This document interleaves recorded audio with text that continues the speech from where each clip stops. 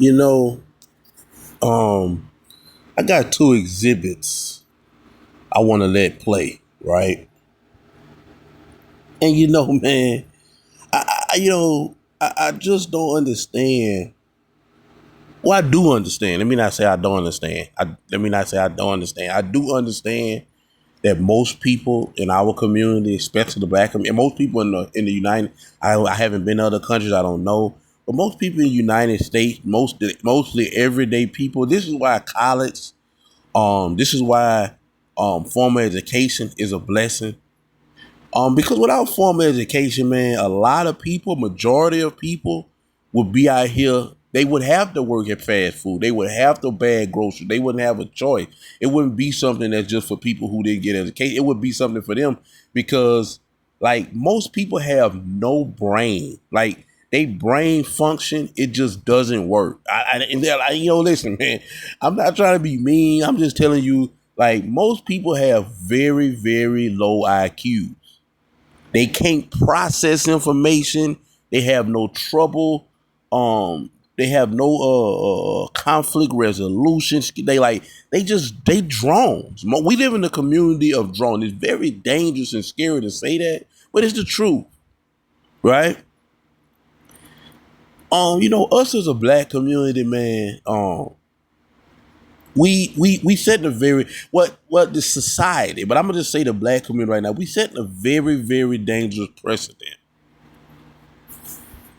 right? And I know most people don't understand it and can really like wrap their mind around and say what. And what I mean by setting a bad, very dangerous precedent, not president, but precedent, meaning like a new standard. We setting a dangerous one. Because most of us are so silly and hung up and caught up with this whole racism, hate the white man, get back at the white man at any cost. We are almost to the point of destroying ourselves by doing that in more ways than one. And I'm about to get into that. A couple months ago, you had the situation where a young man called Melo Anthony murdered a white boy in cold blood at a track meet. We don't know all the situations. We don't know everything that came out of it. We don't know the whole details. But it's not looking good for him.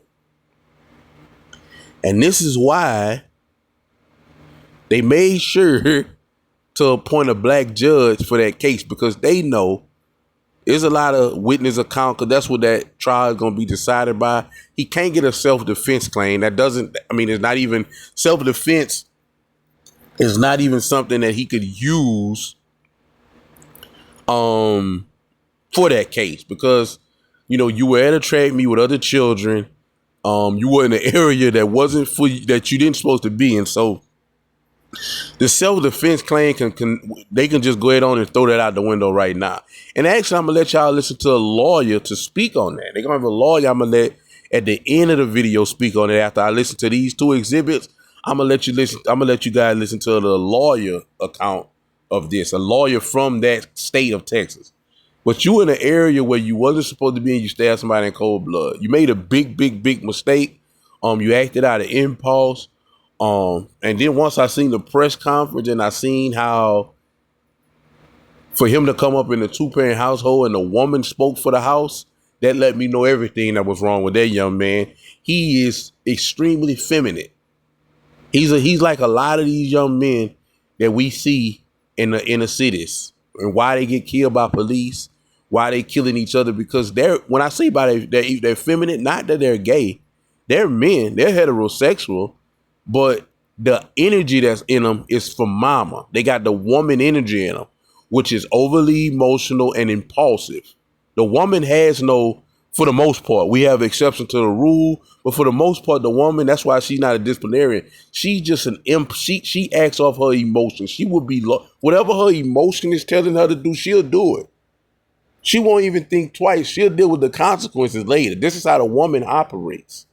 And so when she's raising your children, whether it's a boy or a man, or if she's running the household, as you can see in this situation, he's behind this big old grown man, which is this young man's father. And listen, coming up in a 2-parent household don't mean anything if the father a woman too, because he probably was raised by his mama And I mean, I do respect him for, keeping his family together, and I respect him for that. But she was supposed to be, and if you go back 60 or 70 years, maybe not even that long, if you go back 50 years, you never would have had a press conference with a family speaking and the woman would have been the head. So she's speaking and he's behind her crying, rubbing her shoulders. This would have been the woman 50 years ago. The man would have been speaking and the woman would have been standing on his side, rubbing his shoulder, maybe sobbing like he was doing. So he came up in a household where it was majority of feminine energy in the household, which is a lot of these black households today, right? And so he didn't have that masculine conflict resolution. Okay, I'm in the wrong place. Let me go back to my area. Or push come to shove, maybe we'll have some words and fight. He had the overly emotional, impulsive spirit of his mama, of the woman. And he killed that young man, right? In cold blood. So it's not a self-defense. So we can let that stop right now. But going back to what I'm saying about in this situation and what I'm about to get off into after I say what I'm going to say, I'm going to play these 2 videos. We not only do a lot of people in the black community don't have low IQ, they don't have no foresight. In other words, they don't think for the future. All they think for is today. But I'm going to say this. Y'all need to stay prayed up, man. Y'all need to exercise y'all Second Amendment rights. And to my single black women, or to my to my black women who have a man, if he's not perfect, keep your man around. Because these things, this is eventually going to come to a head. And I know y'all, like I say, just stay with me after I give my commentary. I'm going to play these 2 videos so y'all can know exactly where I'm going with this. Listen, man, you can't keep poking the bear. You cannot keep poking the bear, especially when the bear has more power and more unity than you. And I'm not going to say who's doing the poking. I'm not going to say who's the bear. I'm going to let these two videos elaborate on that.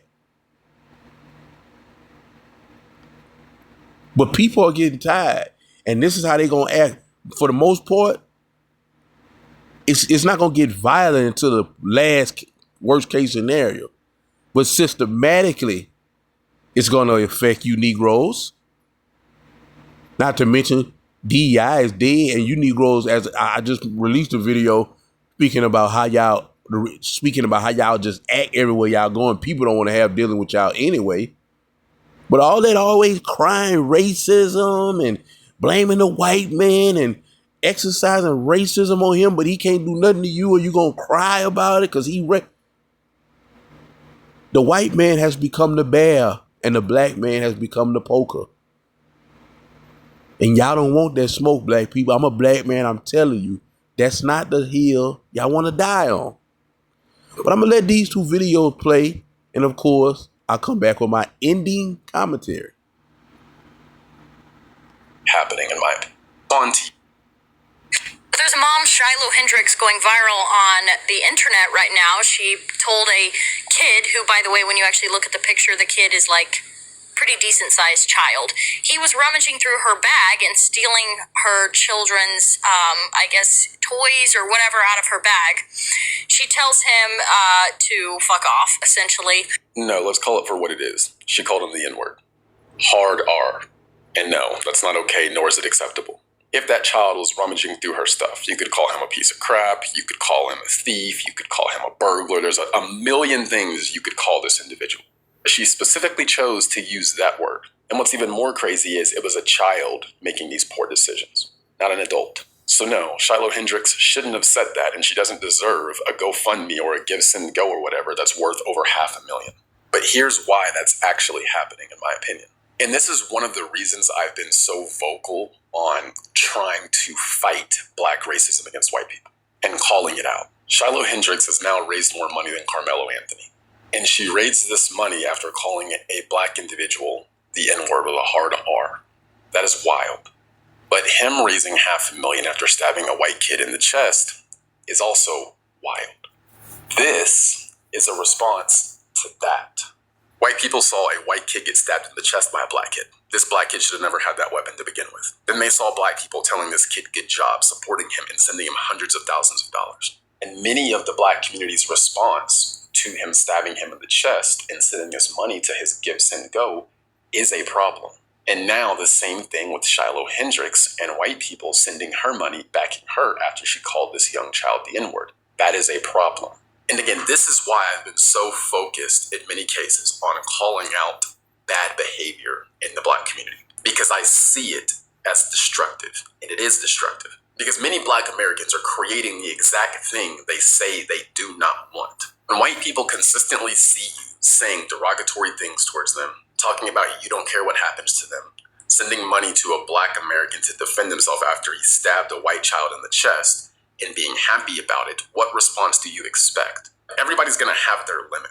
There's typically three types of white people that are supporting Shiloh. One is just flat out racist. Yes, those people are out there 100% undeniable. The second is trolls, people that want to troll black people and just piss them off. Because we're very reactive. It's easy to get a reaction out of us, especially with things like this. But the third is people who are sick and tired of the double standard and being treated poorly by black people, and then they're expected just to take that from black people because they're black and they're white. A lot of them are saying, no, we're done with the double standard. We're done being treated like crap, and this is how we're going to respond to you if you want to play this game. And make no mistake, this is white people lashing back out after years of having to be quiet and not respond to black people being overtly racist to them.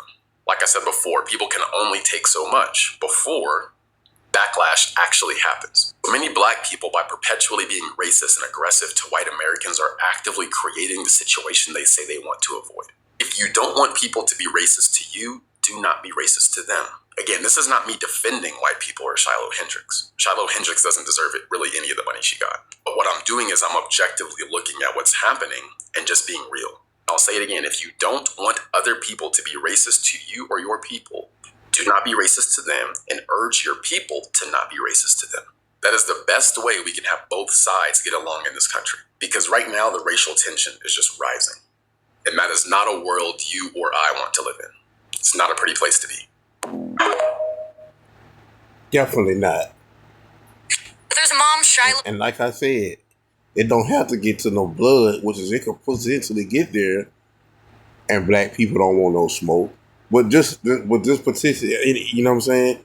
Systematically, it can get there. Because again, these are the people who own America. These are the people who majority own America. Right? So let's listen to the second video. You know, I have to say the hypocrisy within the black community, and especially the black Democrat community, continues to baffle me. Because how are y'all mad that this white lady is getting close to $1 million for calling that little boy the N-word, but you happily gave your money to support Melo Anthony after he unalived a young man at a track meet? And you're supporting him solely because the victim was white. Be honest. Because if he unalived a black boy, y'all would not be doing this. And then we want to say that, oh, everyone's so racist against us. Look at this. Look at this. Look at the example you're setting. Look at what we're literally saying is okay. Look at what we're rallying behind. Have y'all not come to realize this? The Black Lives Matter, every single big person that we put in front of the screens that we say black people need to support are always bad. Why are they doing bad things and we got to support them for their bad actions? That is killing me right now. And then we have the hypocrisy to be mad at other groups. And like she said, and well, she didn't say this, but she said, I heard somebody say this and how they supported Melo Anthony, and sent all that money to this young man, for what he did for killing a white boy. Guess what? That it would have been a situation where he needed a fundraiser for his school or his band. Or matter of fact, we just seen this happen. The Mississippi Valley State had to raise some money to go to the inauguration, but of course they were going to perform at Donald Trump's inauguration, so that even made it worse. But black people don't give a damn. Ain't nobody. Them people had to struggle to raise that money that they needed. But this young man, he raised that money in less than a week. So this just goes to show you, man, how evil and wicked most black people are, and they think it's the white man holding them back. No, it's that evil spirits. It's that evil mindsets, that unforgiving, I'm going to get back at the white man. And all they doing is hurting themselves and making themselves look stupid.